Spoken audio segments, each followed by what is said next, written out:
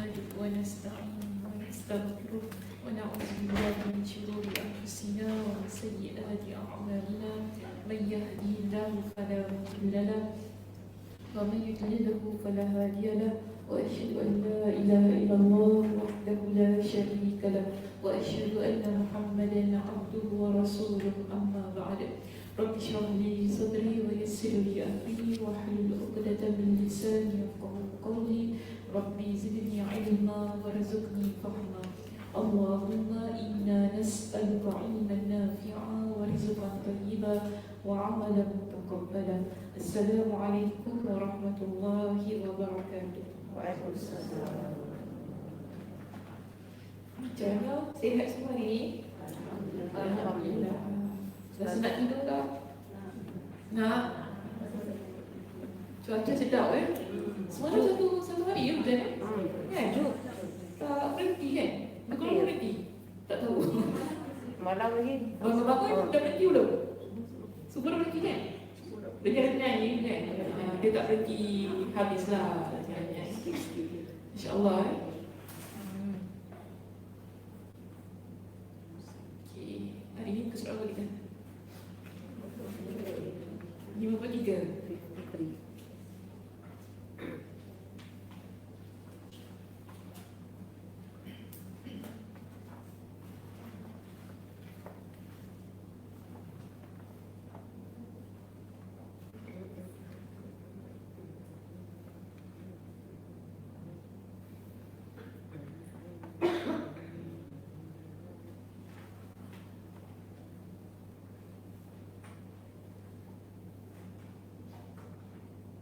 Okey, baik. Muka surat 53 di sini kita akan membincangkan tentang kesungguhan ahli sunnah dalam membahas asma dan sifat Allah.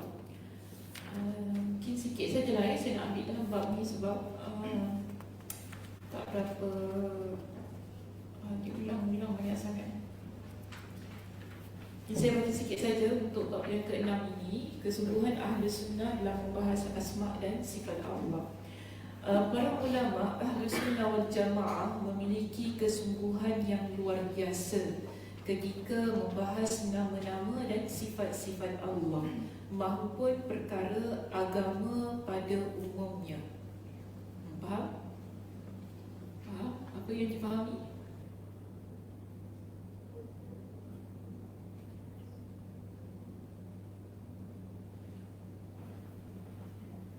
Faham apa kat situ? Apa dia? Jika Mariana berduduk belakang tak nampak. Dah lah kecil. Pasal akidah.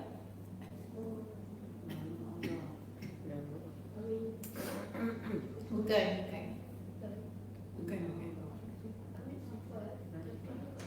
Apa poin penting dekat situ? Apa poin penting dekat situ?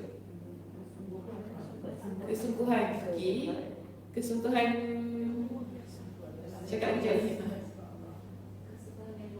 Kesungguhan yang luar biasa. Okay, kesungguhan yang luar biasa tu bagaimana? Kenapa tu kamu kakak? Exactly what is written here. Yelah, saya nak cakap macam mana pula. Okey, kesungguhan yang luar biasa. Okay, apa benda yang kesungguhan yang luar biasa tu? Sebab tu bagi perkataan lain. Kesungguhan untuk belajar.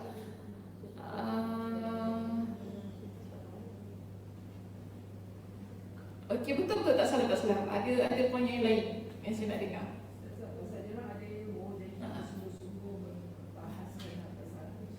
Dia orang tu siapa? Ahli sunnah wal jamaah. Okay, kita ahli sunnah wal jamaah tu bukan? Ya, yes. Betul. Betul tak salah Betul ahli sunnah wal jamaah. Selain ahli sunnah wal jamaah ada apa lagi? Tak tahu. Okey, lagi? Apa? Tak ada. Selain itu. Selain daripada ahli sunnah wal jamaah. Mazhab-mazhab lain.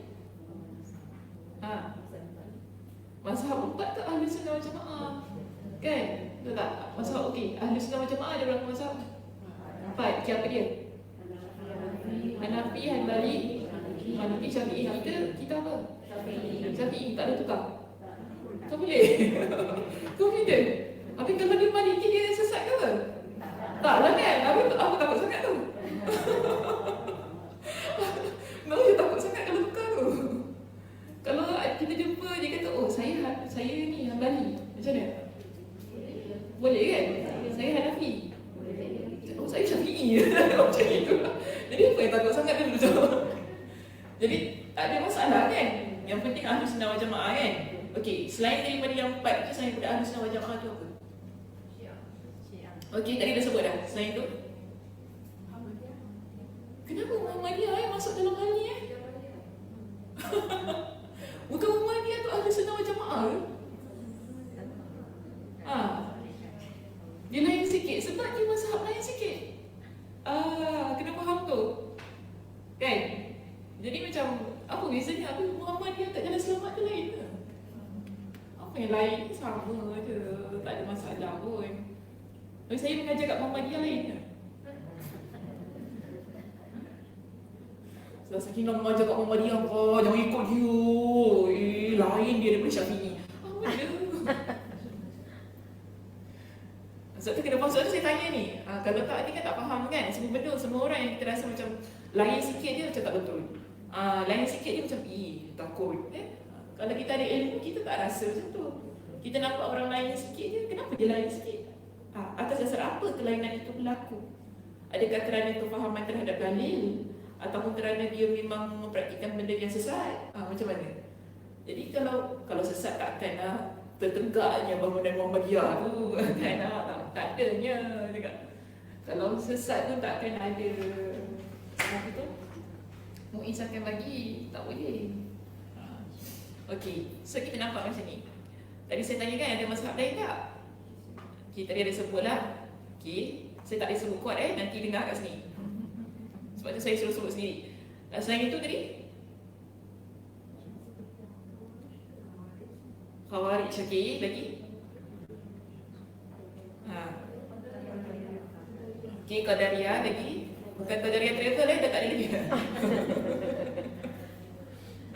Jabariyah, okey, Jabariyah lagi? Selain itu?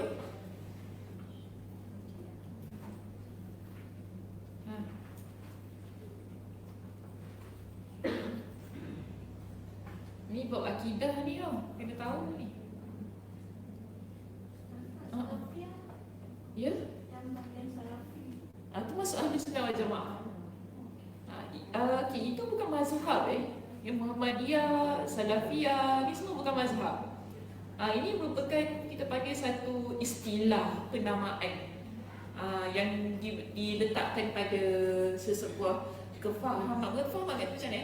Satu kumpulan gitu. Okey, kita tak panggil dia sebagai mazhab. Tetapi itu adalah satu istilah yang kita letakkan bagi sebuah kumpulan yang mana mereka itu nak berpegang kepada pandangan-pandangan yang terdahulu. Okay, pandangan-pandangan salaf begitu keadaannya. Jadi kita jangan rasa beza. So mereka semua termasuk dalam Ahli Sunnah wal Jamaah. Okey, mungkin yang kelainannya biasanya sebab apa? Selalunya mereka ini dia lebih kepada dalil, mana satu dalil yang kuat. Itu keadaannya. Jadi macam kalau kita kata sebab dia tak kunut dan sebagainya, ini bukan kita kata kefahaman daripada sudut masalah akidah yang menyebabkan dia menyeleweng, tidak, tetapi kerana kefahaman terhadap dalil. Bagi dia dalil ni lagi kuat, okey, dia beramal dengan dalil ni. Contoh ada orang dia berpegang kepada kalau suami isteri sentuh tak batal air sembahyang, itu maknanya berpegang kepada kefahaman dalil yang berbeza. Kita tak kata dia sesat, kan? Dia asal pula awak pegang suami awak tak batal. Cakap saya ni batal, okey awak batal lah. Saya tak batal dah sudah. Tak ada masalah, ya Allah ya Tuhanku. Kadang-kadang kita jadi isu kan, jadi isu mana satu betul, mana satu ni.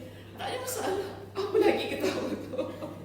Tak ada masalah. Kita ni takut sangat kan. Jadi tak ada apa. Ada orang kita nampak dia tasyahud, dia gini kan. Okey, apa masalahnya? Apa masalahnya? Itu kefahaman daripada sudut dalil. Sebab dia berpegang kepada dalil yang mengatakan Nabi tasyahud menggerakkan jari jemari. Okay, ada orang dia nak stay macam ini saja. Dia tak nak angkat turun. Okey lah, ada dalil juga. Sebab tu bila kita belajar, kita akan faham bahawa ini bukan masalah mazhab, tetapi masalah dari sudut kefahaman dalil yang mereka pelajari. Mana dalil yang lebih kuat. So bagi dia, saya nak pegang kepada dalil ini sebab bagi saya dalil ini lagi kuat. Itu dipersilakan. Tak ada masalah lah bagi saya. Kalau sekiranya beramal tahu dalilnya apa. Okey, kalau tahu dalilnya apa, dalilnya sahih, bagi Ustazah tak ada masalah. So kita kalau kita kurang faham, itu yang menyebabkan kita perlu banyak lagi lah belajar tentang hal-hal yang berkaitan dengan fiqh itu sendiri. Okey, tadi saya tanya apa sampai jauh sangat pergi pasal masalah fiqh ni? Oh. Kesungguhan kan. Yelah, sebab penting juga. Kalau tak faham, kita cuma kata ahli sunnah. Tapi ada tak di sana mazhab lain selain daripada ahli sunnah wal jamaah? Ada. Okey, ada. Jadi bagaimana? Adakah mereka ini membahaskan tentang asma dan sifat Allah? Ya, mereka juga membahaskan asma dan sifat Allah. Tetapi cara perbahasan mereka adalah berbeza dengan perbahasan kita.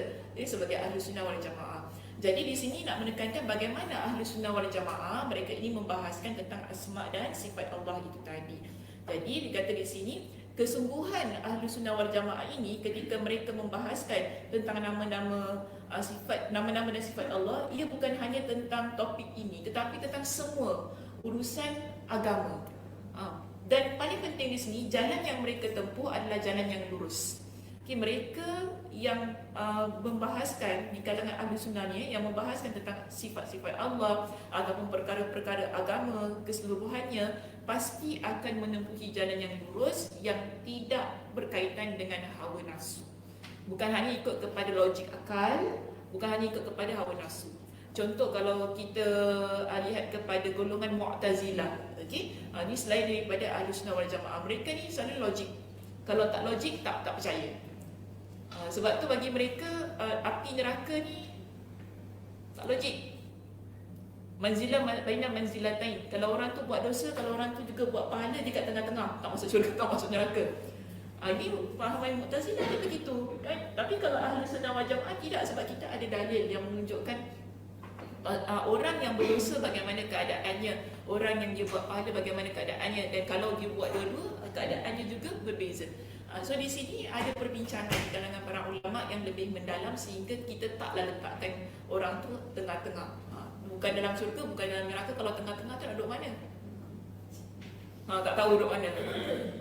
Itu masalahnya, kan keliru kan? Jadi kefahaman yang keliru. Sebab tu di sini kalau ahli sunnah wal jamaah bila bahaskan tentang asma wa sifat dan perkara-perkara tentang agama akan menempuhi jalan yang lurus, yang mana hal ini kerana pembahasan tersebut dilandasi oleh semangat mengagungkan nas syariat. Nas syariat dia mesti berada di tempat yang pertama ketika membincangkan tentang hal agama. Nas syariat ni maksudnya Al-Quran dan hadis Nabi SAW. Serta konsisten, mereka konsisten bila adanya nas iaitu Al-Quran, hadis Nabi, dan mereka akan konsisten berpegang kepada kedua dalil itu, Al-Quran dan As-Sunnah, tanpa ada penambahan dan pengurangan sedikit pun. Jadi ini pendekatan yang digunakan oleh ahli sunnah wal jamaah ketika mereka membahaskan tentang ilmu agama, begitu juga tentang asma wa sifat ini. Jadi kita lihat di sini prinsip-prinsip yang digunakan oleh ahli sunnah wal jamaah ketika membincangkan tentang asma dan sifat Allah. Mereka amat mempercayai ayat ni maksudnya Al-Quran, ayat Al-Quran dan hadis terkait asma Allah dan sifatnya, serta memaknainya sesuai dengan apa yang dijelaskan di situ. Pertama, percaya pada ayat Al-Quran dan hadis Nabi. Kedua, bila mereka nak memberikan makna kepada asma dan sifat itu, ia sesuai dengan apa yang dijelaskan dalam Al-Quran dan hadis. Seterusnya yang ketiga, mereka juga menetapkan sesuai teks yang tertulis dalam ayat serta hadis. Sama juga apa yang mereka tetapkan itu maksudnya keputusan akhir. perbincangan, perbincangan yang ditetapkan berkaitan asma dan sifat ini, ia mestilah sesuatu yang mereka tetapkan sesuai dengan apa yang tertulis dalam ayat Al-Quran dan juga hadis Nabi. Tidak sepatah kata pun yang mereka distorsikan. Indonesia ni, dia kalau terjemah tu Indonesia memutarbelikkan. Okey, kalau bahasa Melayu kita panggil memutarbelikkan. Tidak sepatah kata pun yang mereka putar belikkan. Apalagi jika sampai menentang kebenaran ihwal asma dan ayatnya. Mereka tidak mengadaptasikan sifat Allah dan mereka tidak menyerupakan sifatnya dengan sifat makhluk ciptaan Allah Azza wa Jalla.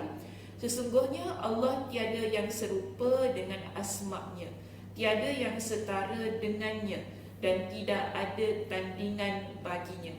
Allah tidaklah pantas diperbandingkan dengan makhluknya. Okay, jadi ini adalah prinsip yang dipegang oleh Ahlus Sunnah wal Jamaah, iaitu ulama Ahlus Sunnah wal Jamaah ketika mereka membahaskan tentang asma dan sifat Allah. Okay, sekali lagi boleh kita ulang. Pertama, percaya tentang ayat Al-Quran dan hadis Nabi, memaknainya sesuai dengan apa yang dijelaskan dalam Al-Quran dan hadis. Seterusnya yang ketiga, menetapkan sesuai teks. Keempat, tidak ada sebarang putar belik terhadap ayat Al-Quran dan hadis. Kelima, tidak menentang kebenaran tentang asma dan ayatnya.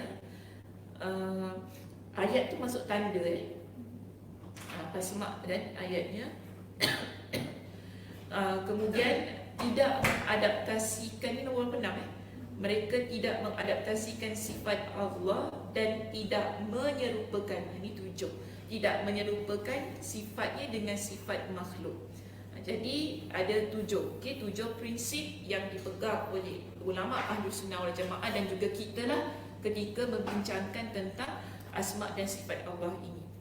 Okey, Ahlus Sunnah wal Jamaah juga meyakini bahawa para rasul yang mengkabarkan kepada mereka tentang sifat-sifat Allah Jalla wa Ala ini adalah manusia-manusia yang benar dan dibenarkan.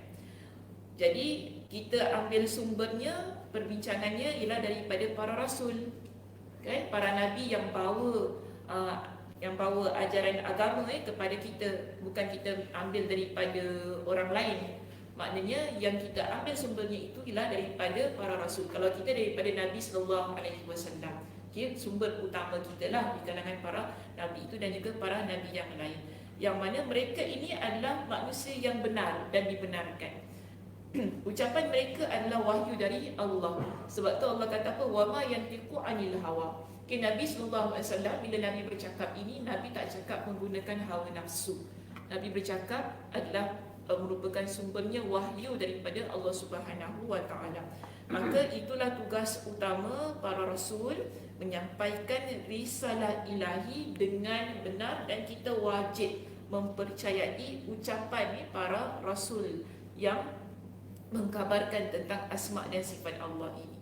Baik, tentu saja mereka tidak sama dengan sekelompok orang yang terbiasa membicarakan Allah tanpa ada ilmu. Jadi tak sama. Kalau Nabi yang cakap, takkan sama dengan manusia biasa yang cakap. Orang-orang yang cakap lah, walaupun kita kata dia alim ulama macam mana sekalipun. Lagi pula kalau orang yang bercakap tanpa ilmu, kan? Kalau orang, saya selalu lihat begini kalau orang ada ilmu, dia boleh bercakap dengan cara-cara untuk menyelewengkan, apatah lagi orang yang tidak memiliki ilmu.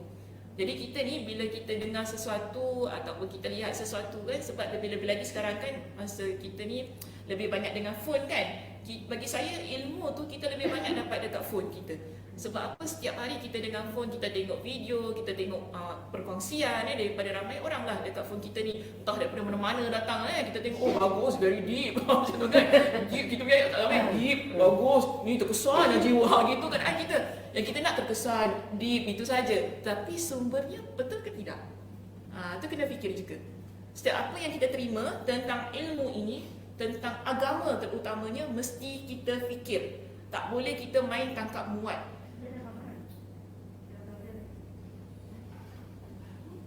Ya.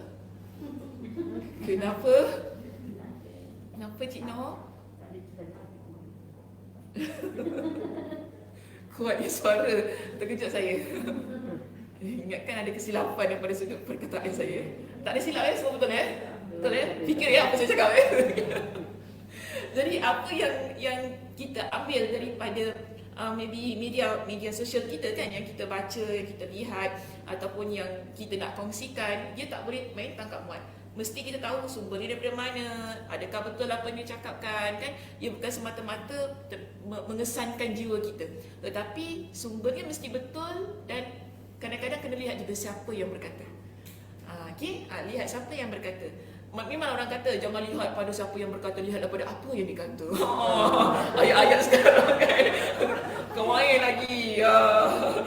Jangan lihat kepada siapa yang berkata, lihatlah kepada apa yang dikata. Tapi kita kena lihat siapa yang berkata juga. Kan tak boleh kita tengok habis kalau bomo cakap, kalau dia cakap benda pun deep pun nak terima ke? Tak boleh juga. Ia penting sebab orang yang bercakap ini dia akan bercakap dengan keadaan kepribadian yang dia bawa. Kalau dia bercakap dengan kepribadian yang dia bawa, walaupun bagi kita betul, tetapi di situ mesti ada something wrong dengan apa yang dia berbual.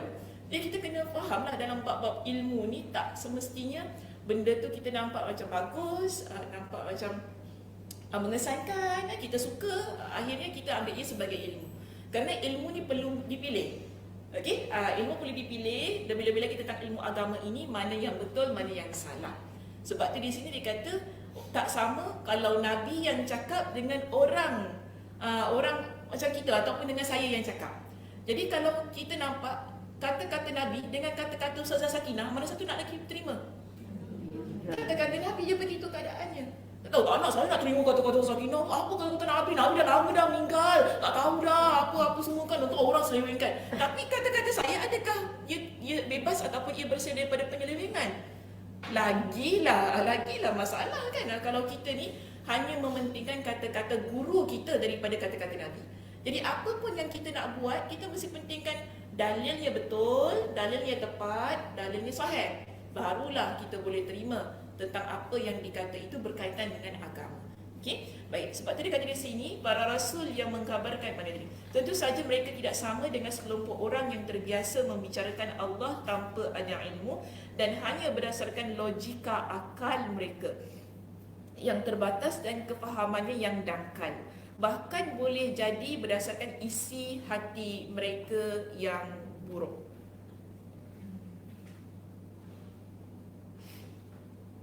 Okeylah. Okey. Nak tanya ke? Ini bukan suara bisik-bisikan ya. Yang baru-baru ni kita Salman.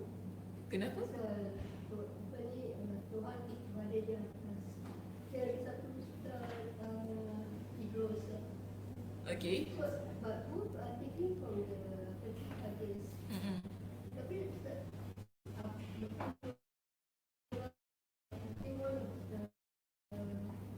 kerajaan Malaysia punya itu berdiri Masya Allah Sufri selesaikan tunjang Okey. Tapi maksudnya kalau kita orang kita tak bila kita dengar bila diorang berbahas, kita tak dapat membezakan mana satu betul dan mana bila kita dengar both right Kita dengar both macam betul. Okey. betul. Jadi kita bagi kita yang tak ada ilmu tu, kita pun tak berusaha nak dengarkan. But during that time, yang majlis Islamic kat Malaysia tu betulkan masalah saya sulit. Okey. Jadi settle. Saya tak dengar pasal Ustaz Simon Jadi isunya Sebenarnya mereka I think something ketempatan lah. Dari mana, di mana seperti the first okey. So I was like, this guy so but I think take quite some time, 2 months already, no. Only about recently lah. That's why I said ilmu is very important. Betul, ilmu is very important. Dan okey, macam ni bila kita mendengar perbahasan, biasanya setiap orang ingin menegakkan apa yang dia bahaskan. Okey, itu penting. Jadi kita akan terlihat bahawa kedua belah pihak ada keindahan daripada sudut perbahasan. Cuma sebab tu kalau kita ni tak ada ilmu, kita mungkin akan terdorong kepada perbahasan yang silap. That's why basic sangat penting. Basic tu ialah, maksud saya ialah basic sekarang kita Ahlus Sunnah wal Jamaah kan. Kita pegang itu Ahlus Sunnah wal Jamaah. Okey, jadi kefahaman apa yang kita nak bawa dalam Ahlus Sunnah wal Jamaah ini? Kita nak pegang kefahaman yang ahlul ahwa, iaitu mengikut kepada hawa nafsu. Sebab orang yang mengikut kepada hawa nafsu juga mengklaim diri mereka sebagai Ahlus Sunnah wal Jamaah. Kita jangan lupa tentang hal itu, kan? Jadi kalau kita faham berkaitan tentang dalil dan kefahaman yang benar, kefahaman yang benar ni biasanya kita anggap ia sebagai kefahaman yang berdasarkan para sahabat. Okey, para sahabat dan tabi'in yang mengikuti para sahabat. Jadi bila kita tahu tentang basic, nak tahu dalil ni fahamnya ikut siapa? Adakah ikut ulama-ulama yang mengikut kepada hawa nafsu, ataupun mengikut kepada ulama-ulama yang mendasarkan, menunjukkan pandangan mereka kepada ulama-ulama di kalangan para sahabat dan yang mengikuti para sahabat. Kalau begitu keadaannya, insya-Allah, bagi saya itu adalah pandangan yang terbaik untuk dipegang.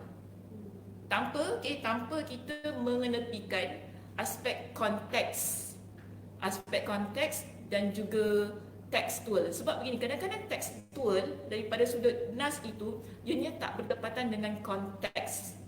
That's why pada hari ini kita ada perbincangan tentang tekstual dan kontekstual daripada sudut nas, agar kita dapat memahami bagaimana kita nak apply to konteks bila kita berhadapan dengan sesebuah nas.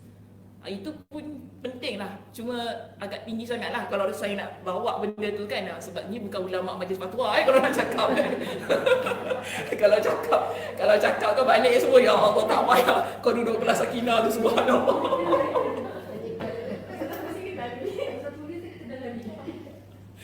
Yelah, sebab tu saya tak bawa perbincangan macam itu lah kan. Nanti kan Syahid dan semua orang kat sini kan nanti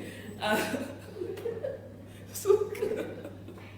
Ya, so tak sesuai untuk kita bawa pada awam lah. Kerana itu adalah ilmu yang seharusnya dimiliki oleh para asatizah, guru-guru, ustaz. Jadi mereka faham bagaimana mereka nak menyampaikan kepada masyarakat. So kita jangan mengelirukan masyarakat lah kerana sekadar dalil yang kita pegang. Kadang-kadang macam tu juga kita masalah kan, dalil yang kita pegang. So kita mengelirukan masyarakat dengan banyak benda yang tak sepatutnya dikelirukan. Sebab kita ada banyak isu yang lebih penting untuk diselesaikan. Cuma itulah, bila kita ni sebagai masyarakat awam, kita mesti ada basic tu tadi saya kata. Okay, basicnya ialah Ahlus Sunnah wal Jamaah tu mesti satu. Kemudian dalil, tentang dalil, sumber perbahasan dalam agama, apa-apa pun, ceramah apa kita pergi ke, apa-apa perbahasan kita dengar ke apa kan, podcast, YouTube, apa-apa lah yang kita tengok, kita kena faham dalil yang dia guna tu macam mana. Sebab kedua belah pihak mesti nampak kuat ketika mereka bentangkan. Mesti semua orang nak menggunakan dalil yang kuat, mengikut kepada, tetapi kefahaman mana yang mereka ikut? Adakah kefahaman para sahabat, ataupun kefahaman para sahabat tu maksud para sahabat Nabi ataupun kefahaman yang sekadar mengikut kepada hawa nafsu masing-masing. Jika keadaan yang begitu, kita mestilah cenderung kepada kefahaman yang lebih betul. Okey, wallahu a'lam. So itulah sedikit yang boleh saya sentuhlah tentang ini. Dah? Nak balik? Oh, terima kasih, alhamdulillah, masya-Allah. Dah boleh balik baru 10:30 saya. Tak balik ya? Itu belum masuk cerita fatwa kalau masuk kan nanti kan balik. Betul-betul balik. Okey. Baik sini oleh kerana itu Allah Subhanahu Subhanahu wa ta'ala berfirman, Subhana rabbika rabbil izzati amma yasifun wa salamun alal mursalin walhamdulillahi rabbil alamin. Maha suci Rabbmu, Rabb yang maha perkasa dari sifat yang mereka katakan, dan selamat sejahtera bagi para rasul dan segala puji bagi Allah Rabb seluruh alam. Surah As-Saffat ayat 180 hingga 182. Baik, ada 3 perkara dalam surah As-Saffat ayat 180 hingga 182 di situ. Pada ayat ini Allah Azza wa Jalla menyucikan dirinya dari sifat yang disebutkan oleh para pengingkar para rasul. Jadi kalau mereka yang mengingkari para rasul dan mereka seringkali tak nak ikut apa yang Nabi sebutkan, di sinilah Allah Subhanahu wa Ta'ala menyucikan dirinya daripada setiap sifat yang tak sepatutnya disebutkan. Jadi sebab tu Allah kata apa tadi? Subhana rabbika rabbil izzati amma yasifun.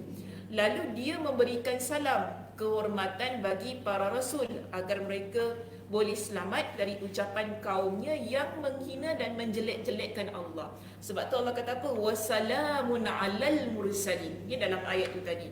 Sebab begini, bila para rasul ini berdakwah, dakwah mereka dia ada 2. Hari tu dekat MTS saya sebut apa?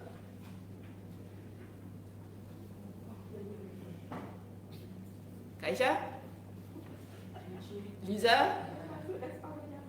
Masuk dah separuh berjalan. Siapa lagi ikut? Cik Salimah? Jangan syirik, bukan. Siapa lagi ikut? Kak Ji ikut tak? Oh tak, terus tak. Siapa ikut kuliah kat MKS? Kalau tanya gitu semua tak jangan cakap, nanti kan kena tanya. Ada 2. Ingat syirik ke? Apa saya nak syirik pula? First, okay. Ada 2. First, second tak syirik kan? First. Beribadah, Masya Allah, Tabarakallah. Okay. Pertama ni, bila para Nabi berdakwah kepada kaum mereka, mereka akan bawa 2 intipati dalam dakwah. Pertama ialah beribadah hanya pada Allah. Kedua, tidak mensyirikkan Allah. Okay. Bila kita kata tentang beribadah kepada Allah ini kan, semua bagi saya ibadah pada Allah ni benda yang mudah. Semua orang mudah untuk beribadah kepada Allah. Tetapi yang nombor 2 tu, iaitu tidak mensyirikkan Allah tu perkara yang agak sukar untuk ditinggalkan. Jadi di kalangan mereka, iaitu para Nabi, bila mereka berdakwah ini, ada kaum mereka yang mensyirikkan Allah daripada sudut sifat tu tadi. Kan? Bila kita mensyirikkan Allah, kita tahu sifat Allah itu Maha Esa. Tapi kalau mensyirikkan Allah jadi macam mana? Tuhan tu ada 2, kan contoh. Tuhan tu ada 3. Tuhan tu dia ada tandingannya, begitu keadaannya. Jadi kalau kita beribadah pada Allah, tapi yang nombor 2 tu tak dijaga, dia tak jadi juga. Sebab tu Nabi SAW juga sangat menekankan tentang ibadah dan juga tidak mensyirikkan Allah Subhanahu Wa Taala. Jadi dalam keadaan kita solat, solat ni ada tak perkara syirik yang kita buat? Tu nak kena jaga juga. Dalam keadaan kita berpuasa, ada tak hal-hal kita ni buat yang menduakan Allah Subhanahu Wa Taala? Sebab apa? Di kalangan kaum para nabi terdahulu, mereka ni bila diberitahu tentang Allah yang Maha Esa, Allah yang Maha segala-galanya, mereka tak percaya. Bagi mereka, tak, aku sembah ni, inilah Tuhan aku, inilah yang bagi aku makan, inilah yang sembuhkan aku, inilah benda inilah yang bagi aku kekuatan, yang bagi aku zuriat, bagi aku kebahagiaan. Sebab aku minta dengan inilah Tuhan inilah. Tapi mereka lupa bahawa yang menciptakan Tuhan mereka itu juga adalah Allah Subhanahu Wa Taala. So dalam keadaan yang begini, sebab tu tadi dia katakan kat sini, wassalamun alal mursalin, dan Allah itu memberikan salam kehormatan bagi para rasul agar mereka boleh selamat dari ucapan kaumnya yang menghina dan menjelek-jelekkan Allah. Jadi bila kaum para nabi ini mereka menghina Allah, menjelek-jelekkan Allah dengan menduakan Allah itu, dengan mengatakan bahawa Allah tu ada tandingan. Sebab kalau kita belajar tentang asma Allah ini, kita kata apa? Innallaha ala kulli syai'in qadir. Sungguhnya Allah itu atas setiap sesuatu berkuasa. Laisa kamitslihi syai', tidak ada sesuatu pun yang serupa dengan Allah. Ini adalah sifat-sifat Allah yang kita belajar. Namun kaum mereka ini iaitu kaum para nabi yang terdahulu sangat aktif ketika mereka ni menghina Allah dengan menduakan Allah itu. Dengan kata Allah tu tak berkuasa, Allah tu tak ada apa-apa. Bila para nabi beritahu kepada mereka, kalau kalian buat gini nanti akan timpa azab. Kata apa? Mana Tuhan kau? Ni kaum terdahulu. Mana Tuhan kau? Kata nak timpa azab, tak ada pun. Dahsyat mereka ni. Tunggu, malah bahkan berani tunggu tau. Tunggu kat luar, betul-betul. Mana tak datang pun azab. Orang kata nak datang, bumi tak terbalik pun. Sampai begitu sekali keadaan mereka ni menghina Allah, menghina kekuasaan Allah, menghina keagungan Allah. Sebab tu Allah kata wassalamun alal mursalin dalam ayat tadi. Sejahteralah, selamatlah para nabi ini daripada apa yang diucapkan oleh kaum mereka tentang kehinaan terhadap Allah itu. Maksudnya Allah sucikan kembali setiap penghinaan-penghinaan yang mereka berikan. Kemudian di penghujung ayat Allah memuji zatnya sebagai satu-satunya yang memiliki sifat-sifat yang pantas mendapat pujian terbaik, iaitu walhamdulillahi rabbil alamin pada ayat yang ke-182. Jadi ayat ini iaitu surah As-Saffat ayat 180 hingga 182 menjadi dalil yang utama bagi ahli sunnah wal jamaah ketika mereka membahas asma' dan sifat Allah, iaitu Allah tidak ada tandingan. Allah ini tidak boleh diberikan perumpamaan kerana sifat Allah itu maha sempurna. Sebab tu lihat kalau perenggan yang berikutnya kata keyakinan inilah yang dimiliki para pengikut ahli sunnah wal jamaah yang meneladani perilaku mereka, iaitu perilaku para nabi. Kita mencontohi perilaku para nabi. Jadi kita mencontohi apa yang Nabi SAW sampaikan kepada kita tentang Allah. Bila Nabi kata Allah itu esa, esalah Allah. Bila Nabi kata Allah itu maha berkuasa, maha berkuasalah Allah. Jadi kita contoh, kita ikutkan apa yang diajarkan oleh Nabi SAW. Para pengikut ahli sunnah mengimani sifat-sifat Allah tabaraka wa ta'ala yang sempurna dan agung yang telah ditetapkan para Rasul Allah Jalla wa'ala. Di antaranya keyakinan bahawa Allah berbicara kepada hamba-Nya. Dia mencintai mereka, merahmati mereka. Dia maha tinggi atas mereka. Dia bersemayam di atas arasy-Nya, murka dan marah kepada musuhnya, serta sifat Allah lainnya yang agung. Okey? Untuk bab ini sampai sini saja saya nak berhenti.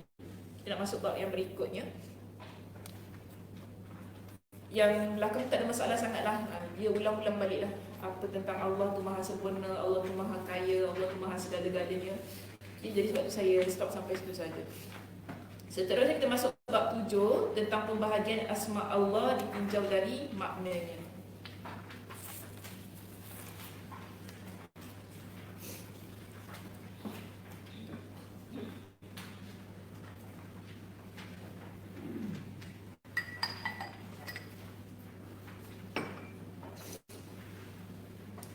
Okey, sekarang ni kan nama dan sifat-sifat Allah ni nak dibahagikan kepada beberapa pembahagian mengikut kepada makna yang terkandung pada nama-nama Allah tersebut. Okey, muka surat 60. Salah satu bab yang sangat bermanfaat di dalam pembahasan fikih Asmaul Husna ini ialah perbahasan mengenai pembahagian asma Allah ditinjau dari maknanya. Berdasarkan maknanya, asma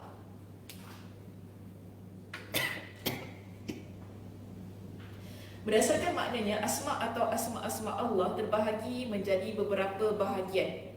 Okey, dia kata kelompokkan, boleh letak bahagian lah. Okay, beberapa bahagian. Okay, bahagian pertama, asma-asma Allah yang menunjukkan sifat zat, iaitu zatiyah Allah. Apa maksud zatiyah Allah di sini? Sifat zat yang dimaksud ialah sifat yang wajib. Okey, ada pada Rabb dan sifat itu terus melekat pada Allah. Sifat-sifat ini tidak terpisahkan dari zat Allah dan ia tidak tergantung dengan kehendak Allah. Bila kita kata Allah, maka inilah yang wajib ada pada Allah. Okay, tak boleh tak ada, mesti ada. Barulah memang betul itu adalah Allah. Baik, satu kita nampak di sini. Asma-asma Allah yang termasuk pada kelompok pertama ini adalah sebagai makna berikut. Pertama, Al-Hayyu, Maha hidup. Asma ini menunjukkan sifat kehidupan pada Allah. Jadi kalaulah sesuatu itu mati, kita tak kata itu Allah. Dia maksudnya begitu. Okey, faham ini maksud zat Allah. Maknanya mesti ada.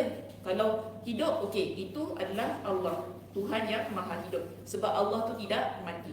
Tapi kalau makhluk yang ada mati tak? Mati. Semua yang ada dekat atas muka bumi ini dia tak kekal. Dia akan mati. Jadi macam mana kita nak anggap dia sebagai Tuhan? Itu maksudnya. Jadi ini adalah sifat zat pada Allah yang berterusan, yang kekal, tak boleh kita nafikan. Seterusnya, Al-Alim, Maha mengetahui. Asma Allah ini menunjukkan sifat pengetahuan pada Allah. Kalau makhluk, tak semua makhluk ada ilmu. Kalau ada ilmu, ilmunya terbatas. Tapi Allah Subhanahu Wa Taala Al-Alim, Maha segala-galanya dalam ilmu pengetahuan. As-Sami'. Okey, yang tentang Al-Alim bukan saya nak terangkan lagi. Kita nampak ginilah. Mungkin kita kata, yelah benda lain pun mengetahui juga. Kita cakap macam itu kan, benda lain pun mengetahui juga. Maka dia pun ada sifat yang macam itu. Tak boleh kata gitu. Sebab begini, benda yang lain tu, kalau dia tahu tentang itu saja. Allah, okay, dengan sifat Allah yang Al-Alim itu, Allah tahu apa yang berlaku di sini, sebelah, di atas, di bawah, di 7 bumi yang lapis bumi ni, 7 langit tu pun Allah tahu. Hatta sekecil-kecilnya Allah Subhanahu Wa Taala Maha mengetahui. Kita tahu, kita duduk sini, kita tahu keadaan kat sini kan? Tahu tak apa berlaku kat sebelah? Bunyi apa tadi tahu? Tak tahu. Allah tahu. Dia berlaku seiring. Setiap sesuatu. Kalau kita kata kita tahu waktu ini 10 sampai pukul 11 saya tahu benda tu. Nanti pukul 12 sampai pukul 2 lah baru saya tahu apa berlaku kat sebelah sebab saya kat sebelah. Waktu tu saya tak tahu apa berlaku kat sini pula. Tapi Allah Maha mengetahui. Dia terus-terusan. Kan kita tak kata, yelah Allah tahu kat sini je, yang sebelah Allah tahu. Tak ada cakap gitu. Allah tahu. Hatta dekat England pun apa berlaku Allah tahu. Kita tahu apa berlaku kat sana? Tak tahu kan? Pejabat siapa tahu kat situ? Tak tahu. Tapi Allah tahu. Inilah kita kata Al-Alim, yang tidak ada pada makhluk. Kita tak mungkin ada benda yang ini sebab kita makhluk. Tapi Allah itu Al-Alim yang Maha mengetahui segala-galanya. Kemudian As-Sami', Maha mendengar. Asma Allah ini menunjukkan sifat pendengaran pada Allah.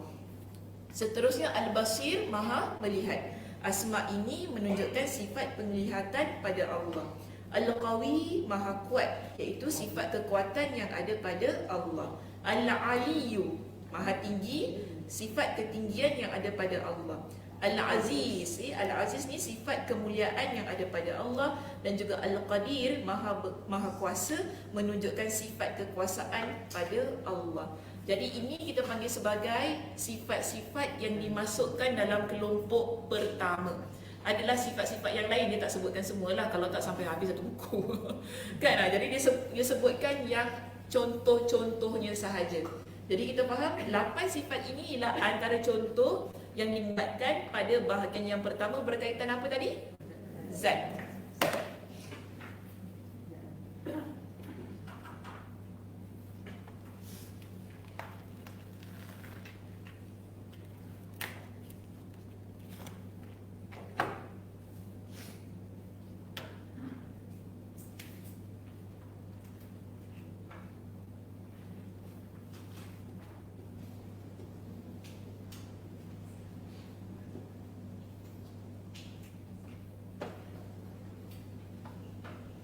Ada berapa tadi?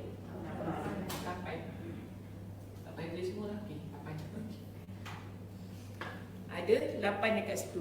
Jadi dia kata semua asma Allah tersebut di atas merupakan namanya yang mengandung sifat zatiyah pada Allah Subhanahu Wa Taala. Tadi kita pun dah jelaskan sifat zatiyah itu bagaimana.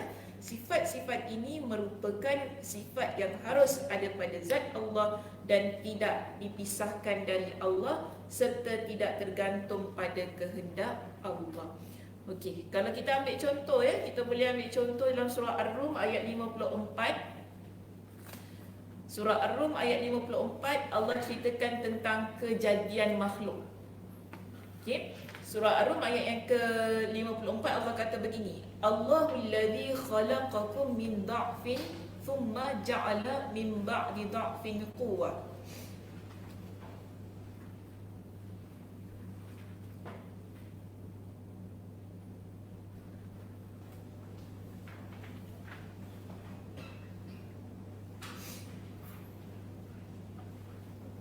Surah apa dia kata?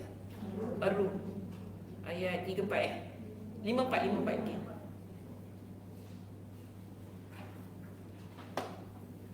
Saya tulis tapi saya takut silap. So semalam tu boleh belah. Gantung. Takut kita silap sekejap saya cek balik.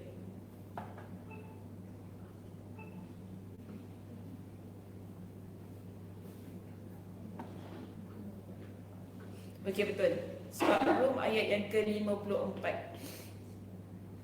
Allah Subhanahu wa taala berfirman, Allahul ladzi khalaqakum min dha'fin thumma ja'ala min ba'di dha'fin quwwah thumma ja'ala min ba'di quwwatin dha'fan wa shaybah yakhluqu ma yasha' wa huwal alimul qadir. Kita nampak pada ayat ini Allah Subhanahu wa taala sifatkan dirinya sebagai al-alimul qadir setelah Allah ceritakan kepada kita tentang penciptaan makhluk. Okay, Allah kata gini dalam ayat ni, Allahul ladzi khalaqa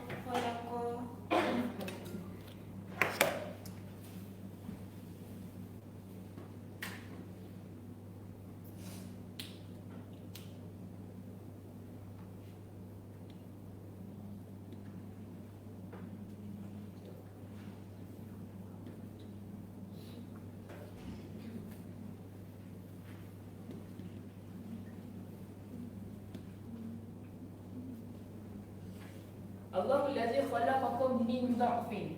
Allah yang menciptakan kalian daripada lemah. Okey, min dha'fin thumma ja'ala min ba'di dha'fin quwwah. Kemudian Allah Subhanahu wa taala menjadikan kalian setelah lemah itu kuat. Kemudian Allah kata thumma ja'ala min ba'di quwwatin dha'fa. Kemudian setelah kalian kuat, Allah jadikan kalian lemah kembali, bahkan syaibah. Wa syaibah maksudnya tua, renta. Jadi ini cara Allah Subhanahu wa taala menciptakan manusia.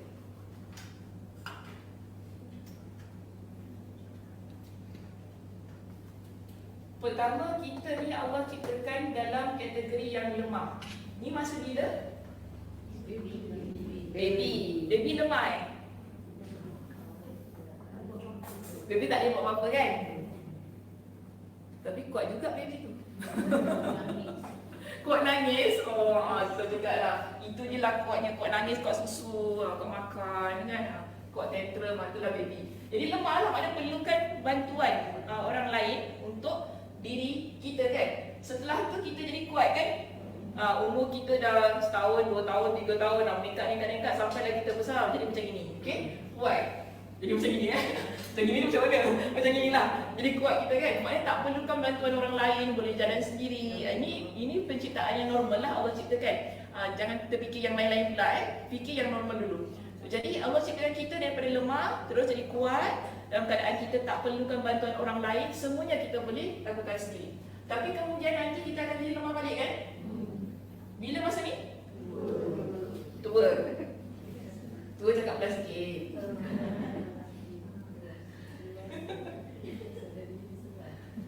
Oh sedang ini Masya Allah. Alhamdulillah bagus. Syaibah maksudnya tua beruban. Kan Allah kata beruban tak sedang ini. Bukan saya cakap Allah cakap tua beruban. Okay. Lemah dan lemah pasal tua beruban ni Allah kata kita ada 3 lah, maknanya 3 tahap diri kita ni. 1, kita lemah masa kita bayi, kita kecil, dan kita perlukan ibu bapa, bantuan daripada orang lain. Seterusnya bila kita ni dah jadi kanak-kanak, membesar, kan, dewasa, akhirnya Allah kembalikan kita pada tahap yang pertama, iaitu kita jadi kembali lemah. Pernah nampak tak orang tua yang macam baby? Ini bagaimana Allah Subhanahu wa taala tunjukkan pada kita keadaan. Ini keadaan yang begitu. dia kembali lemah, perlukan bantuan orang lain. So kita ni hidup ni jangan sombong. Masa kita tengah sihat ni kan, jangan sombong. Sebab ni kalau kita dah tua, nanti kan tak tahu kita ni macam mana tua kita. Sebab semua orang ada ujian yang berbeza semasa kita tua tu nanti. Mungkin kita terlantar, bedridden, tak boleh bangun, tak boleh jalan, perlukan anak-anak untuk bantu. Sebab tu kita sejak kita berada dekat sini, banyak amalan kena jaga, hubungan sama manusia kena jaga, dan perkara-perkara baik perlu diperbanyakkan. Sebab bila kita kembali pada tahap yang nombor 3 ni, baru kita tahu inilah kita manusia. Kita ni tak kuat mana. Allah yang ciptakan kita, Allah lah yang menentukan kita ni bagaimana keadaannya. Okey? Bahkan di sini Allah kata bila kalian lemah, kalian tua beruban ni, inilah masa yang kalian akan kembali pada Allah Subhanahu Wa Taala.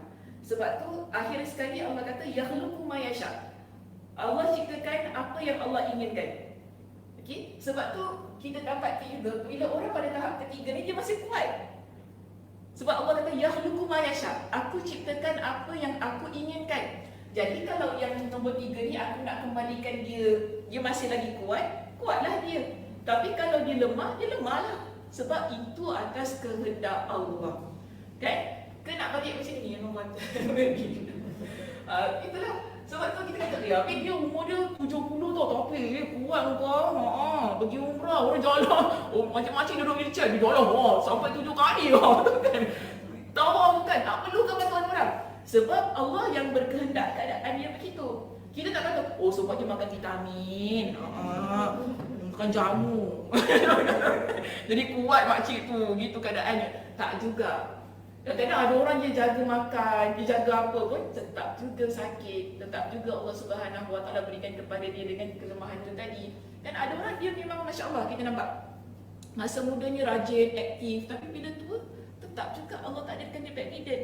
Jadi ini semua atas ketetapan Allah. Bila Allah berikan ayat ini, Allah nak kita ni sebagai manusia kita fikir, muhasabah kembali tentang bahawa kita ini hamba, kita bukan Tuhan. Kita tak boleh menentukan. Sebab tu akhirnya Allah tutup ayat ini dengan apa? Wa huwal alimul qadir. Inilah sifat zat Allah. Yang ada tadi yang 8 tadi kan, yang kita baca tadi. Dan Allah itu ialah Maha mengetahui dan Maha berkuasa. Sifat zat Allah yang tak boleh kita nafikan, dia mesti ada pada Allah. Sebab kita tak tahu keadaan kita bagaimana. Ada tak kita akan sampai ke sini, ada orang tahap sini dah lemah dah.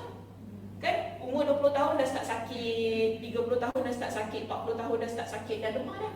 Dia belum tunggu tua beruban tau. Saya belum beruban lagi. Betul, saya belum beruban lagi. Makcik urut kalau urut saya kata, rambut hitam lagi. Masya Allah, Alhamdulillah. Saya cakap Alhamdulillah. Tapi saya dah start sakit-sakit dah. Kita belum masuk tahap nombor 3 tapi dah start sakit. Itu kita nampak bagaimana pengetahuan Allah tentang penciptaan dia. Kita makhluk, kita tak tahu apa-apa. Dan Al-Qadir, Allah itulah yang Maha berkuasa. Jadi Allah berkuasa nak buat kita bagaimana pada pasal-pasal ini. So sifat Allah di sini, dia menunjukkan kepada kita bahawa kalau kita fahamkan, kita akan sedar bahawa memang aku ni hamba Allah sampai bila-bila. Kita memang tak boleh naik atas, tak boleh. Kita tetap akan jadi hamba Allah sampai bila-bila. Jatuh. Wahul alimul qadir. Nak jatuh. Kita ni akan jadi hamba Allah sampai bila-bila, kita tak akan boleh naik. Sebab itu ayat ni keseluruhan dia nak kata, kalau kalian dah tahu diri kalian macam gini, Allah tu Maha mengetahui, kenapa masih lagi nak bersifat sebagaimana Tuhan? Menghukum orang lain, kan? Sombong, lepas tu rasa diri ni bagus. Kenapa nak bersifat dengan sifat yang sedemikian? Sebab kita tetap akan berada dekat bawah sampai bila-bila apapun status kita. Kita tak akan mengubah apa-apa. Sebab dalam stage yang mana pun kita ni, Allah yang Maha mengetahui macam mana aku nak tetapkan hamba aku ni. Allah yang Maha berkuasa, bagaimana keadaan kamu. Adakah nombor 3 nanti masuk dah umur 50, 60, 70 masih kuat lagi? Ada orang tidak. Ada orang tidak. Saya ingat dulu arwah mak mertua saya. Masih muda bagi saya. Tapi dah bedridden, pakai pampers, macam baby. Macam baby, sangat macam baby. So saya tengok, ya Allah, dia jadi satu bentuk muhasabah bagi diri kita kan. Dia tengok, ya Allah, janganlah aku turun. Kita fikir sebab bukan kata apa, sedih. Kita sedih kan keadaan diri dia. Tapi ujian yang Allah berikan pada diri dia, Masya Allah kan. Ujian, sebab ujian ni dia akan menghapuskan dosa-dosa kita. Jadi bagi saya, bila dia meninggal tu, Masya Allah, mudah-mudahan meninggal dalam keadaan bersih daripada dosa kan. Allahumma firlaha warhamha wa'afiha wa'fu anha. Moga Allah bersihkan daripada dosa-dosa dia. Moga Allah SWT angkat darjat dia. Begitu keadaan dia. Jadi kita ni, bila kita dalam keadaan yang kedua tadi, sebab kedua ni fasa yang sangat kritikal. Okay, masa kita kuat tu fasa yang sangat kritikal. Ia menentukan kita ni macam mana. Okay, sebelum kita masuk pada fasa nombor 3. Sebab kalau dah masuk fasa nombor 3 ni, kalau nombor 2 tu dia habis macam tu saja, sayang sangat. Sayang sangat. Sebab kita tak pernah tahu bagaimana keadaan kita di fasa yang ketiga. Adakah kita kuat? Tak kuat? Macam mana? Kalau kuat tu masih lagi boleh beribadah dengan baik kan? Alhamdulillah. Kita kata masih lagi boleh terus beribadah, masih lagi boleh pergi umrah kan? Ada orang dah tak nak ambil umrah dah. Sebab aku takut menyusahkan orang. Itu maksudnya bukan tak nak pergi umrah, tak suka. Tapi sebab bagi dia, kalau aku pergi nanti macam, yelah, mesti ada anak ikut, lepas tu nak kena tolak, semua akan menyusahkan orang, nanti jemaah kena tunggu. Kadang-kadang begitu keadaannya yang menyebabkan ada di kalangan jemaah yang berusia ni, dia rasa macam tak payahlah pergi, nanti banyak menyusahkan orang lain.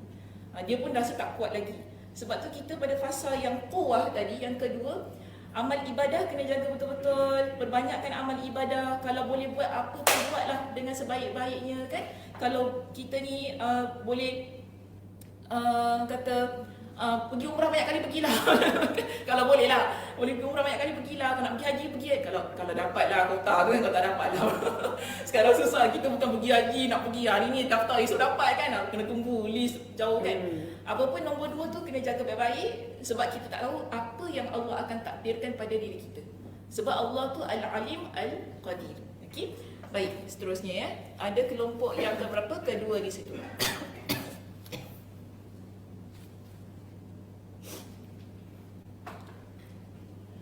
Kelompok yang kedua di sini ialah tentang asma Allah yang menunjukkan sifat perbuatan. Perbuatan fi'liyah lah kalau dalam bahasa Arab. Sifat perbuatan yang dimaksud adalah sifat yang terkait dengan kehendak Allah. Jika Allah berkehendak, dia akan melaksanakannya. Sebaliknya, jika Allah tidak mahu melakukannya, maka dia tidak akan melaksanakannya. Ini ikutlah atas kehendak Allah. Kalau Allah hendak, Allah beri, gitu maksudnya. Kalau Allah tak hendak, Allah tak berilah. So ini kita panggil sebagai perbuatan Allah Subhanahu Wa Taala. Adapun asma-asma Allah yang masuk dalam kelompok ini adalah sebagai berikut. Pertama, Al-Khaliq. Okey? Kha tu panjang Al-Khaliq. Yang menunjukkan sifat penciptaan pada Allah. Jadi ini terpulang pada Allah. Allah nak ciptakan ataupun tidak. Kan? Contoh kita ambil paling mudah saja. Allah yang orang mengandung orang hamil tapi Allah yang menentukan sama ada nak teruskan penciptaan itu ataupun tidak. Sebab tu kadang-kadang kita nampak ada orang yang dia hamil, kemudian anaknya gugur ataupun meninggal dalam perut kan. Itu adalah atas kehendak Allah. Okay? Bukan kita kata, oh salah saya itu. Bukan juga. Ia atas kehendak Allah Subhanahu Wa Taala. Sebab Allah tu lah Al-Khaliq. Seterusnya Ar-Razzaq, Maha Pemberi Rezeki. Asma ini menunjukkan sifat pemberian rezeki dari Allah. Okey, rezeki daripada Allah. Dan kadang-kadang kita bila kita faham tentang maksud Ar-Razzaq ini sebagai antara perbuatan Allah, sifat Allah yang merupakan perbuatan Allah, kita usaha macam mana pun, tapi kalau kita tak dapat, kita akan kembalikan ia pada Allah. Sebab kita tahu Allah yang Ar-Razzaq, bukan kita ataupun bukan orang lain. Kita usaha-usaha, lepas tu tiba-tiba pula kita kata, kawan kita backstab kita, kau ambil rezeki aku. Bukan gitu. Dah memang takdirnya itu bukan rezeki kita. Kita faham gitu, kita akan tenang. Kita tak salah, dia lah sebab dia anak saya, dia tikam belakang saya tau, dia ambil customer saya. Macam gitu kan. Awak ambil customer saya, tak boleh tau. Tak, customer ni hak milik Allah. Okay, kalau kita berniaga kan, kalau orang tu ambil ke apa, dah lah itu rezeki dia, bukan rezeki kita. Kerja kita ialah usaha, tapi yang memberikan rezekinya adalah Allah, kerana Allah sifatnya Ar-Razzaq itu tadi. Jadi Allah nak beri, Allah tak nak beri, itu adalah urusan Allah Subhanahu Wa Taala. Baik, seterusnya At-Tawwab, Maha menerima taubat. Jadi ini menunjukkan sifat penerimaan taubat dari Allah. Al-Ghafur, Maha pengampun. Menunjukkan sifat pengampunan yang diberikan Allah. Ar-Rahim di sini ialah sifat penyayang yang ada pada Allah. Al-Muhsin, Maha baik. Ini menunjukkan sifat kebaikan dari Allah Subhanahu Wa Taala. Dan kita ada Al-Afu, okay, Maha pemaaf. Asma ini pula menunjukkan sifat pemaaf Allah Jalla wa Ala. Semua sifat di atas merupakan sifat perbuatan mana ni? Sifat perbuatan fi'liyah, kerana sifat ini tergantung pada kehendak Allah. Jadi bila kita baca dalam Al-Quran tentang sifat-sifat ini kan, biasanya kita akan dapati ada lafaz yasha yang mengikuti. Yasha tu maksudnya kehendak Allah. Contoh diberikan di sini surah An-Nur ayat 45, yakhluqullahu ma yasha. Yakhluqu ni berkaitan dengan Al-Khaliq itu tadi, yang pertama sifat itu. Okey, Al-Khaliq. Yakhluqu dia balik pada Al-Khaliq. Allah Maha menciptakan. Jadi perbuatannya apa? Yakhluqu, iaitu menciptakan. Yakhluqullahu ma yasha. Allah menciptakan apa yang Dia kehendaki. Seterusnya tentang rezeki itu tadi. Wallahu yarzuqu man yasha. Sekali lagi perkataan yasha ada dalam ayat ini untuk menunjukkan ia bergantung pada kehendak Allah. Allah nak beri ataupun tidak. Allah beri rezeki kepada orang yang Dia kehendaki bighairi hisab, tanpa perhitungan. Surah Al-Baqarah ayat 212.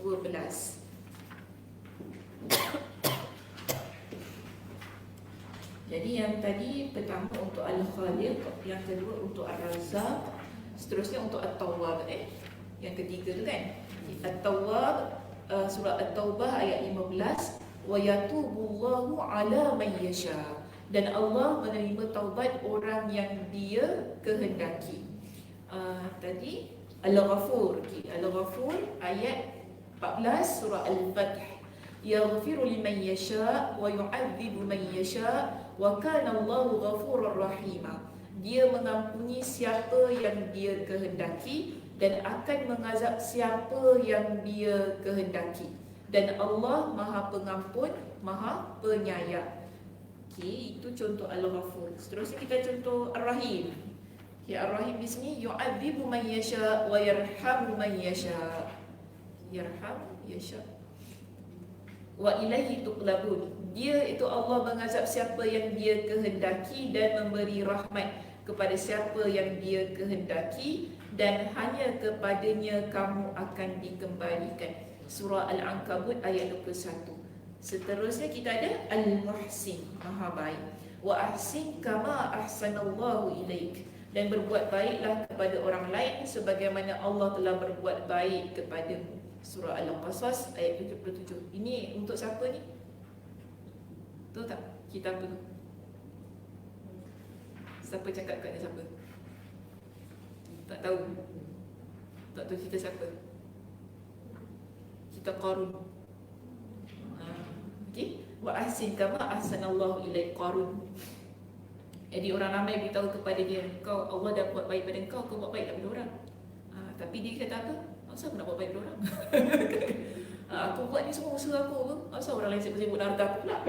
Sebab dia banggakan dengan harta dia kan, tak nak bayar zakat dan sebagainya. Jadi orang nasihatkan dia lah, orang ramai nasihatkan dia, tapi dia tak nak dengar. Akhirnya tenggelamlah dia dengan harta-harta dia. Walaqad afallahu anhum innallaha ghafurun halim. Tetapi Allah benar-benar telah memaafkan mereka. Sungguh Allah Maha Pengampun, Maha Penyantun. Surah Ali Imran ayat 155. Jadi ada berapa tu? 7 Ini berkaitan dengan fi'liyah.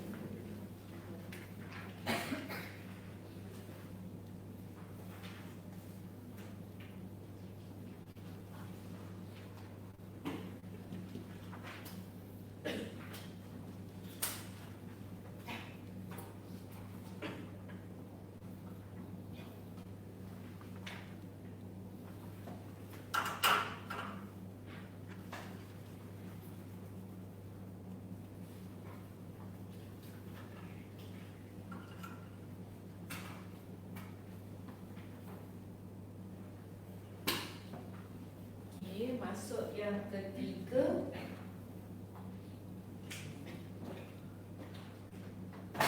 ada masa lagi kan?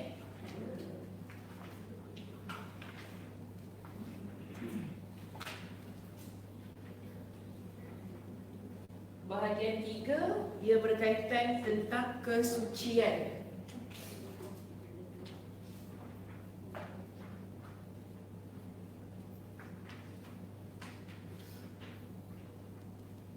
Bagi contoh tiga.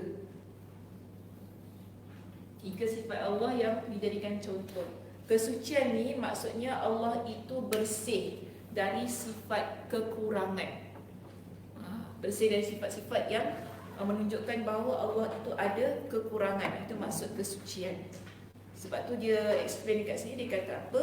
Asma-asma Allah yang menunjukkan kesucian beserta pembebasan. Pembebasan itu maksudnya bersih, okay?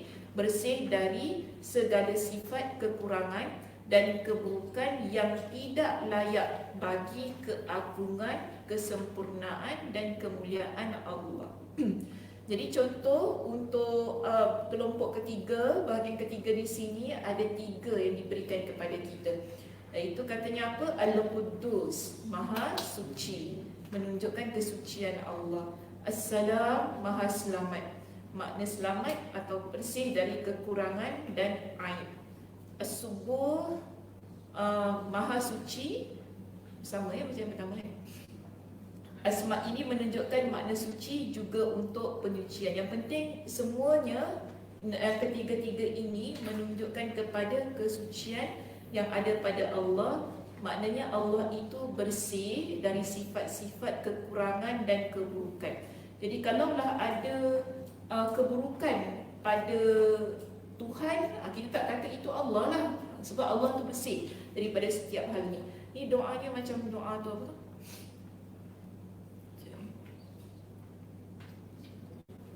Subuhun Qudusun, Subuhun Qudusun Rabbul Malaikati Warruh. Gabung Subuhun Qudus, Subuhun Qudus. Yang nombor 3 subuh kan? Subuh, bukan subuh yang salah sebut. Subuh, Subuhun Qudusun. Itu doa apa kita baca? Lepas witir.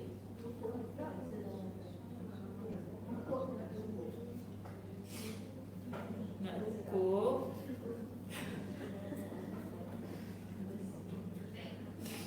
Nak rukuk. Terawih.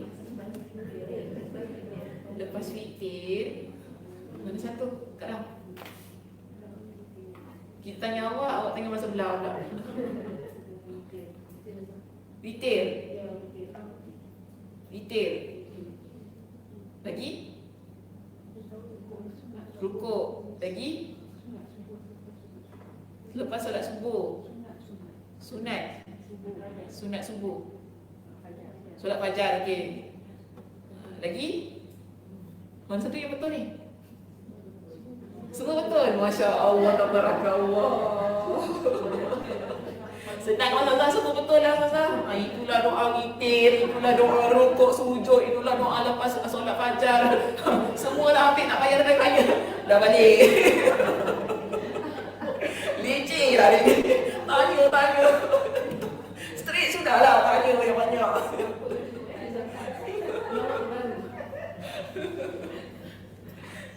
Okey, doa ni boleh baca masa rukuk dengan sujud. Tak semestinya masa witir.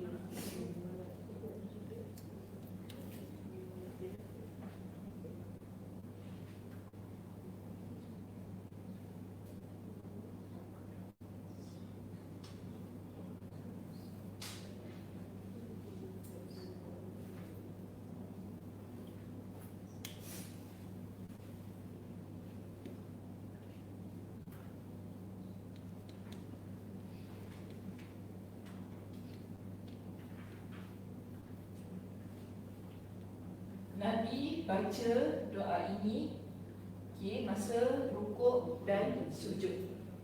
Kita nampak kan? ada dua sifat Allah yang menunjukkan kesucian. Sebab apa? Kita rukuk dan sujud hanya pada Allah. Nampak ya? Kita tak rukuk dan sujud pada makhluk. Jadi bila kita rukuk sujud ni, kita baca doa ini, nampak kan? Ia merupakan satu bentuk kesucian yang ada pada Allah Subhanahu Wa Taala, yang Allah itu bersih daripada sifat-sifat buruk ataupun sifat-sifat yang tidak sempurna. Jadi subuhun qudusun rabbul malaikati wal ruh. Itu maha suci Allah. Tuhan subuh tu maha suci juga kan. Jadi macam susah kita nak maksudkan lah, sebab kedua-duanya memiliki maksud yang sama. Okay, maha suci Allah, Tuhan para malaikat dan juga roh. Roh tu ada yang memaksudkan dengan malaikat Jibril. Okey, Rabbul malaikati war ruh. Simple je doanya. Kalau kita nak, kadang-kadang ialah sekarang kita masa rukuk kita baca apa? Subhana Rabbiyal a'la wa bihamdi kan. Subhana Rabbiyal azim wa bihamdi kan. Itu boleh juga, itu pun dalil juga. Tak ada masalah. Tapi ada juga doa lain yang Nabi baca waktu rukuk dan sujud, antaranya doa ini. Okey, jadi kalau nak amalkan boleh je. Yang doa biasa kita baca tak salah ya. Jangan tiba-tiba oh salah, ini baca ni lebih sahih. Bukan itu maksudnya. Itu sahih juga. Okay, ada dalilnya. Jadi ini antaranya lah. Sebab kalau kita belajar ni dalam bab solat kan, tentang bacaan-bacaan solat ada banyak. Ketika kita rukuk, ketika sujud, bukan itu sajalah. Cuma kita bila baca dalam kitab, itu je lah kita hafal kan, sampailah kita tua. Itulah kita baca. Tak ada yang lain. Bila dengar yang lain, kau baca betul. Macam selalu je kau baca. Ada dalil cik. Betul dalil. Ada dalilnya, Nabi pun baca doa ini juga. Aisyah dengar ini yang Aisyah cerita. Aisyah kata apa? Kana yaqulu fi ruku'i wa sujudi. Nabi SAW dia baca dalam rukuk dan sujudnya subuh qudus rabbul malaikati war ruh. Jadi kalau kita nak amalkan boleh. Pendek kan doanya? Boleh tak? Dah hafal belum? Dah masa tarawih dah baca surah banyak kali. Tak apalah. Tapi kadang-kadang amalkan masa tarawih je tu masalahnya kan, padahal boleh diamalkan setiap hari. Okey, doa ini. Okey, baik. Asma' tersebut menunjukkan sifat Allah yang bersih, suci dan bebas dari segala sifat yang tidak pantas disematkan terhadap Allah. Selain itu, asma' ini menunjukkan ketiadaan zatnya dari sifat yang kurang dan memiliki aib.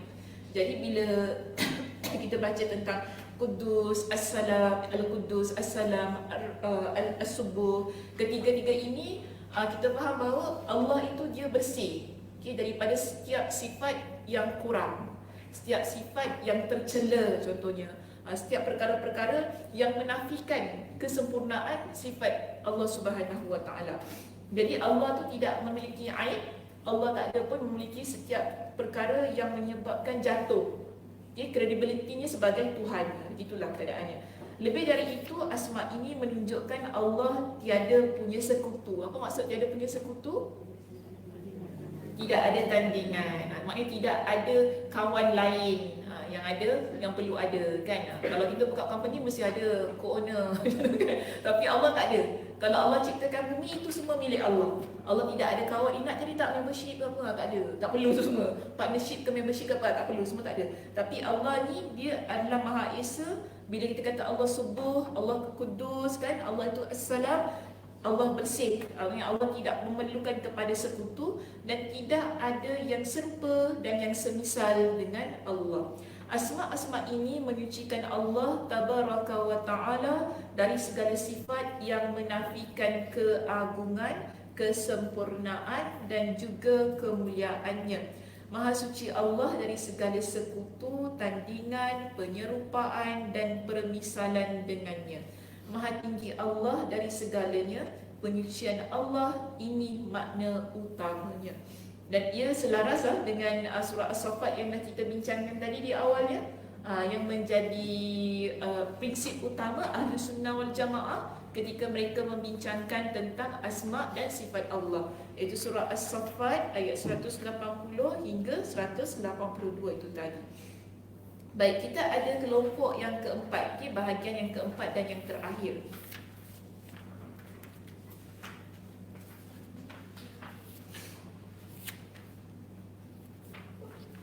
Okey. Kelompok keempat iaitu asma Allah yang menunjukkan beberapa sifat tetapi tidak menunjukkan makna tunggal. Maknanya satu asma Allah ni tapi ada banyak maksud untuk satu tu. Bukan satu makna je. Okey, tapi bila dia sebut kita tahu okey ini maksudnya kekuasaan, keagungan, kemuliaan, ada maksud sekali semuanya. Itu maksud pada bahagian yang keempat ini. Ada beberapa asma Allah yang maknanya menunjukkan beberapa sifat. Asma itu mencakup semua sifat tersebut. Layaknya satu nama yang menunjukkan pada satu sifat saja. Contoh, dia berikan kepada kita Al-Majid. Dia di situ. Al-Majid. Ia mengandung makna beberapa sifat kesempurnaan yang ada pada Allah. Ditinjau secara diksinya, makna nama ini menunjukkan makna demikian. Nama ini mencakup makna luas, melimpah dan terus bertambah. Makna ini sesuai dengan perkataan orang Arab seperti setiap perpohonan itu mengandung api dan kian bertambah banyak yang digunakan pada ungkapan kata istamjada, minyak dan debunya. Jadi maksud kata istamjada kalau kita faham di situ bertambah dan menjadi banyak. Maka di sini dikata nama Al-Majid, ini nama Allah Al-Majid, ini menunjukkan keagungan sifat Allah dan banyak serta luasnya keagungan Allah itu. Dan dia jelaskan lagi di bahagian yang berikutnya, selain itu asma ini menunjukkan keagungan kerajaan dan juga kekuasaan Allah Azza wa Jalla. Al-Majid juga menjadikan hanya Allah saja yang memiliki kesempurnaan, keagungan dan keindahan yang bersifat mutlak. Asma ini tidak menunjukkan satu makna tetapi menunjukkan beberapa sifat sekaligus. Iaitu daripada perkataan ataupun lafaz Al-Majid ini, kita tahu Allah itu maha sempurna, Allah maha agung, Allah maha indah. Jadi ada banyak maksud lain lah yang dimiliki pada satu perkataan. Okey? Sama juga pada nama Allah Al-Hamid. Al-Hamid mengandung makna sifat yang di dalamnya terkumpul semua pujian serta sanjungan, iaitu semua sifat kesempurnaan yang berkaitan dengan pujian dan sanjungan. Jadi semua sifat Allah adalah sifat yang terpuji. Sama juga dengan Al-Azim. Al-Azim maknanya agung. Dan kita dapati bahawa setiap yang agung itu ialah milik Allah Subhanahu wa Ta'ala. Jadi ia merupakan sesuatu yang agung, tidak kira pada nama ataupun pada sifat ataupun pada perbuatannya. Kemudian kita ada As-Samad. As-Samad, asma ini mengandung makna sifat yang luas dan agung yang mencakup kesempurnaan ilmu, kebijaksanaan, kelembutan, kekuasaan, kemuliaan, keagungan dan seluruh sifatnya yang lain. Jadi satu kalimat ini dia mengandungi banyak makna. Itu yang kita fahamlah untuk bahagian yang keempat ini. Kalau kita kata Al-Majid, dia tak semestinya agung, tetapi dia boleh berbentuk keindahan. Boleh kita kata tadi kemuliaan, macam-macam maksud yang terkandung pada satu lafaz ataupun satu nama. As-Samad ni dapat dalam surah mana? Surah Al-Ikhlas. Masih baik Imran. Baru nak jegil mata tadi. Tak ingat. Geram dia aku kalau tadi. Masih baik Al-Ikhlas. Alhamdulillah. Okey, Al-Majid dekat mana selalu baca? Tahiyat. Okey, innaka Hamidum Majid. Okey, apa lagi? Al-Hamid apa kat mana? Alhamdulillah, boleh lah. Boleh. Alhamdulillah boleh. Al-Azim? Ada tak? Al-Azim. Doa ziarah orang sakit apa? Tengok orang sakit baca apa? Kau tak macam apa tanya, kau sihat, apa kau sakit? Kau sakit apa teruk kau kesian kena operate. Macam mana besarnya macam mana? Oh, dia buat macam mana? Dia potong kat mana? Itu dia tanya. Tak ada orang apa-apa. Ya Allah, sihat orang yang sakit tu. Doa apa Liza? Allah Azim. Kat Zahir tak? Ayat Syifa. sifat tu apa?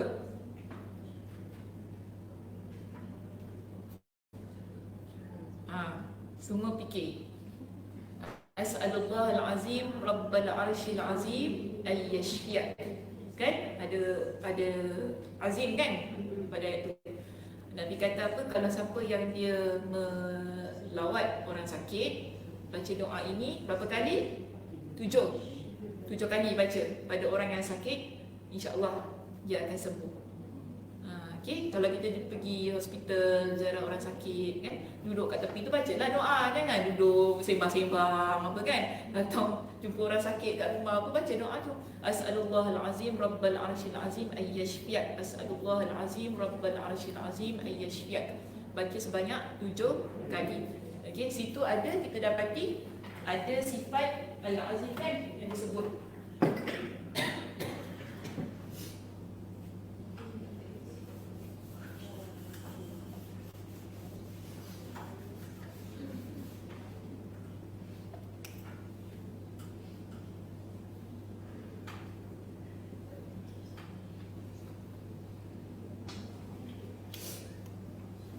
Riwayat siapa yang sini? Riwayat Abu Daud. Bukan. Riwayat Tirmizi.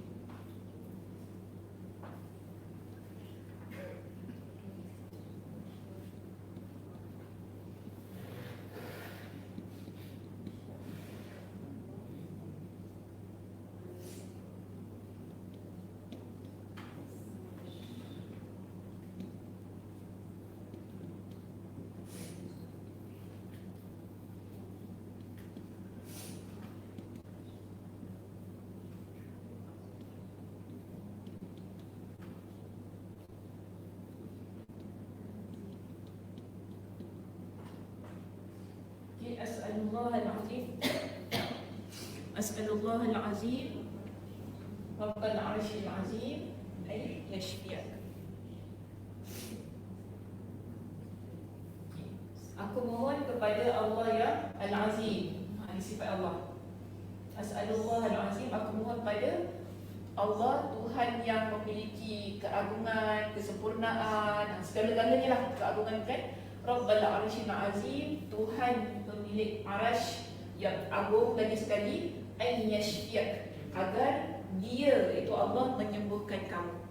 Jadi dibaca doa ini kepada orang yang sakit. Nabi kata apa? Illa ufiyah. Illa ufiyah, tidaklah melainkan orang itu akan disembuhkan. Okey.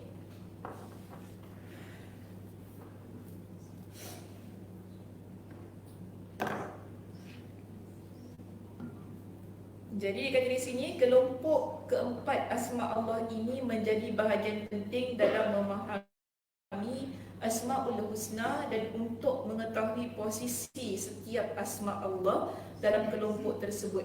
Dengan memahami pembahagian ini, kita akan mendapat manfaat besar dan mengenal hakikat maknanya. Penjelasan di atas menunjukkan bahawa setiap asma Allah diiringi dengan sifat-sifatnya. Bukan sekadar nama identiti pengenal, bahkan ia adalah nama-nama yang berderivasi dan menunjukkan banyak makna, iaitu makna sifat kesempurnaan bagi Allah dan kewajipan memuji dan menyanjung Allah. Jadi setiap nama Allah bukan setakat nama, tetapi ada maksud yang kita boleh faham mengikuti perlakuan dan tindakannya Allah Subhanahu Wa Taala lakukan pada hamba-Nya. Maka dikata di antara asma-asma Allah Azza wa Jalla yang ada menunjukkan sifat zatiyah Allah, sifat perbuatan Allah, sifat suci Allah dan beberapa sifat dalam satu makna. Ini yang 4 pembahagian tadi ya, semuanya tidak ada asma'nya yang sekadar nama tanpa terdapat makna yang menunjukkan sifat. Namanya mesti ada sifat, begitu. Sebab tu bila kita baca kitab ni, asma' wa sifat, nama dan sifat Allah. Allah pun memuliakan dirinya dengan asma'-asma'nya ini dan dia merasa terpuji dengannya. Dan di sinilah kita lihat Allah sebutkan dalam surah Taha ayat yang ke-8, Allah la ilaha illahu lahul asma'ul husna. Begitu juga dalam surah Al-A'raf pada ayat yang ke-180, hanya milik Allah Al-Asma'ul Husna. Okey, ni dah baca dah. Okeylah, tak apa. Sampai situ saja. Yang bawah tu tak ada masalah. Tinggalkan saja. Yang bawah tu nak kata nama Allah tu dia mesti ada maksud yang pelbagai. Itu saja. Jadi kalau baca pun macam ulang tadilah yang kita dah bincangkan di awal tadi. Okey, apa pengajaran yang boleh kita dapat daripada perbincangan hari ini? Pertama, ada dua bab yang kita bincangkan. Bab yang keberapa tadi? Bab yang ke-6 dan bab yang ke-7. Bab yang ke-6 dah tak ingat dah? Bincang pasal apa? Kak Haji nak cakap apa? Dah turun kacamata tu. Macam gitu dia. Yes, okey. Bab 6, okey. Cantik bab 6. Okey, kenapa bab 6?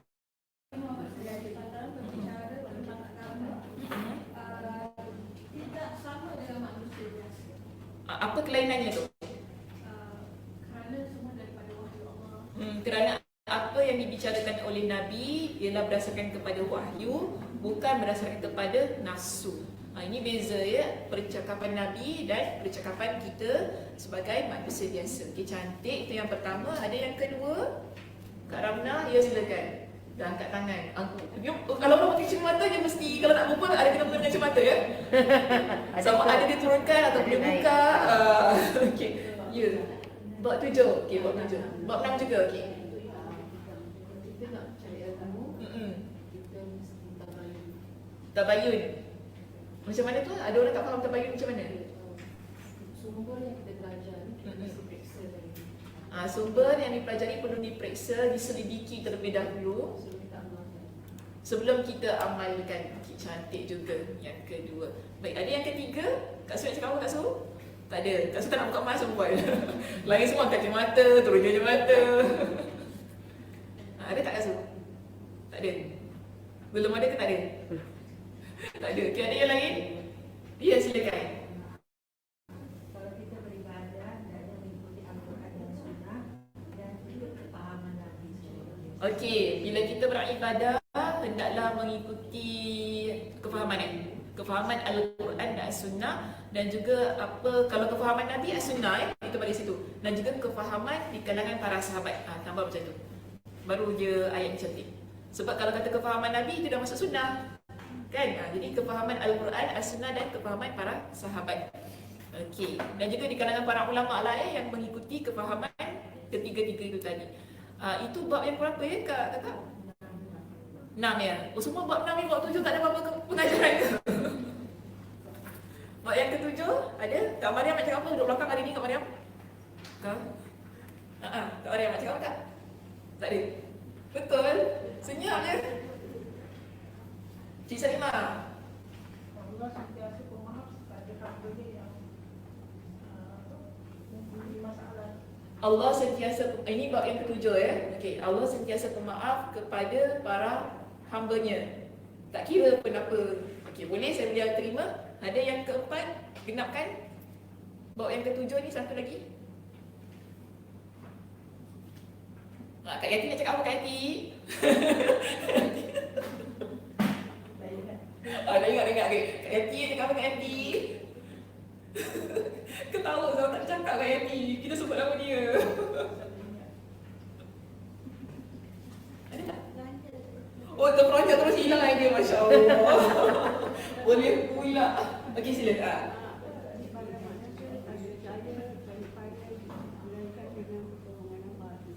Itu bab yang berapa? Oh ni nombor berapa? Bab apa? Bab 7. Aku tak ingat bab. Bab 7. Okey.